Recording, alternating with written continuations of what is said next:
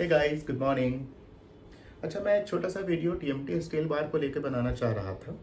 TMT steel bar जो कि हम रीइंफोर्समेंट के लिए यूज़ करते हैं कंक्रीट में। जब भी हम कोई स्ट्रक्चर बनाते हैं कंक्रीट का, तो उसमें जो है टीएमटी स्टील बार जो है यूज़ की जाती है एज अ रीइंफोर्समेंट। सरिया भी बोलते हैं इसको हम अपनी लैंग्वेज में। तो इसके बारे में मैं आपको छोटी सी इन्फॉर्मेशन दे देता हूँ एज़ पर IS कोड। इसका जो IS कोड है वो है 1786। वो ये बोलता है जब भी हमें जो है टीएमटी स्टील बार लेना है तो उसके कुछ ग्रेड्स होते हैं जो उसमें डिफाइन किए गए हैं। सबसे पहले 415 ग्रेड है। 415 के बाद जो है फिर 500 आया, फिर 500 के बाद 500D आया, 500D। 500D के बाद में फिर आया 550, फिर 550 के बाद 550D और अभी 600। These are the grades. अच्छा, मैं आपको एक बात और बताऊं कि पहले जो है यही टीएमटी स्टील बार जो है HYSD स्टील के नाम से आता था। HYSD, high yield strength deform bars. पहले ये जो है कहलाती थी HYSD, high yield strength deform bars. अभी इसको हम बोलते हैं टीएमटी स्टील बार्स। टीएमटी का मतलब होता है thermomechanically treated. Actually steel bar वही है, बस दोनों को प्रिपेयर करने का तरीका डिफरेंट था।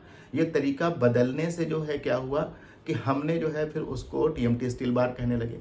पहले क्या होता था, जब हम टीएमटी स्टील बार बनाते थे, वो जो है जब हॉट होती थी तो हॉट उसमें ही उसको हम ट्विस्ट करते थे डीप, जिससे उसकी जो लॉन्गिट्यूडनल जो रिब्स थी ना वो ट्विस्ट हो जाया करती थी और बाकी जो है ट्रांसवर्स रिब होती थी।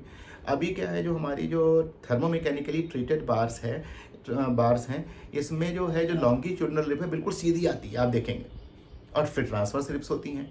तो दिस इज द डिफरेंस। और इसको जो है जब जो टीएमटी स्टील बार है इसको पानी में क्विंच किया जाता है, यानी कि जब वो गर्म होती है इसको पानी में क्विंच करते हैं जिससे इसको कोर बन जाती है।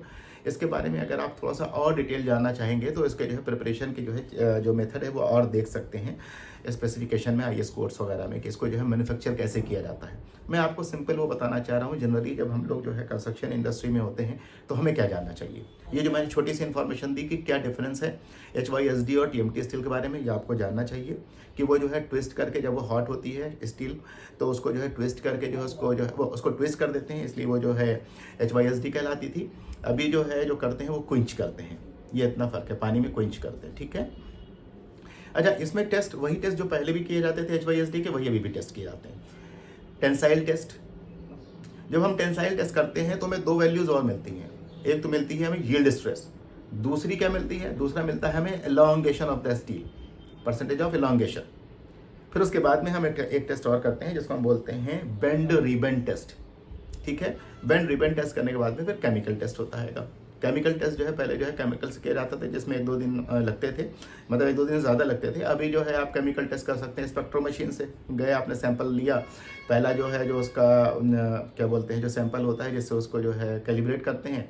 कैलिब्रेट करने के बाद प्रॉपर सैंपल उस जिसको हम टेस्ट कर रहे हैं स्टील को, उसका हमने सैंपल बना के रखा, फ्रैक्शन ऑफ सेकंड में जो है उसकी रिपोर्ट आ जाती है कि तो इट इज़ वेरी ईजी। अच्छा, मैं आपको बता रहा था कि इसमें जो टेस्ट है टेंसाइल टेस्ट, जैसे कि हमने बताया आज के टाइम में जो है हम कौन सी स्टील यूज़ कर रहे हैं, टीएमटी स्टील बार मोस्टली जो साइट पर यूज़ हो रही है वो यूज़ हो रही है 550D। अच्छा, 550D 550 से कैसे फ़र्क है। 550D देखिए, ये जो हमने बताया ना 415, 500, 550, फिर 600, एक्चुअली ये जो है टीएमटी स्टील बार का यील्ड स्ट्रेस है। 0.2% प्रूफ स्ट्रेस जिसको बोलते हैं यील्ड स्ट्रेस। इसी यील्ड स्ट्रेस से जो है उसका ग्रेड डिफाइन होता है टीएमटी स्टील बार का। जैसे कि जो 415 ग्रेड का जो है टीएमटी स्टील बार है उसका जो प्रूफ स्ट्रेस है वो मिनिमम प्रूफ स्ट्रेस जो है 0.2% प्रूफ स्ट्रेस 415 से कम नहीं होना चाहिए। उसी तरह से 550D में आ जाइए। जो 550D है या 550 है, इसका जो प्रूफ स्ट्रेस है 0.2% प्रूफ स्ट्रेस या फिर यील्ड स्ट्रेस जिसको बोलते हैं, ये जो है 550 से कम नहीं होना चाहिए, ठीक है। This is the thing.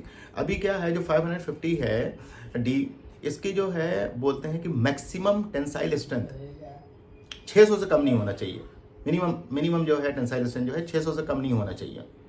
ये तो हो गई टेंसाइल स्ट्रेंथ। जब हमने बताया टेंसाइल स्ट्रेंथ करते हैं तो हमें कौन सी वैल्यू मिलती है, यील्ड स्ट्रेस भी मिलती है और हमें जो है एलोंगेशन भी मिलता है। यील्ड स्ट्रेस क्या है, जब हम टेंसाइल स्ट्रेंथ चेक करते हैं तो उससे हमें एक ग्राफ बनता है x और y के बीच में, जो कि जो है बिल्कुल स्लैंटिंग लाइन होती है, स्ट्रेट स्लैंटिंग लाइन। फिर एक पॉइंट ऐसा आता है जहां पर जो है वो हल्का सा डिप करता है, ग्राफ डिप करता है। जो डिप करने वाला पॉइंट है एक्चुअली उसको बोलते हैं yield stress. Yield point, yield का मतलब होता है कि वहां पे लोड नहीं बढ़ा या फिर लोड उस कंपैरिजन में नहीं बढ़ा जितना उसका शेप चेंज हो गया। स्टील का शेप ज़्यादा चेंज हो जाता है बनिस्बत कि वो जो लोड उस पर आता है वो कम आता है, इसीलिए उस पॉइंट को बोलते हैं यील्ड पॉइंट। 0.2% proof stress. उस यील्ड पॉइंट के बाद में फिर से स्टील लोड लेना शुरू करती है, इसीलिए वो ग्राफ यूं जाके हल्का सा घूम के फिर ऐसे चला जाता है स्लैंटिंग लाइन सीधा, और फिर एक पॉइंट आता है जहाँ पे वो ब्रेक होता है।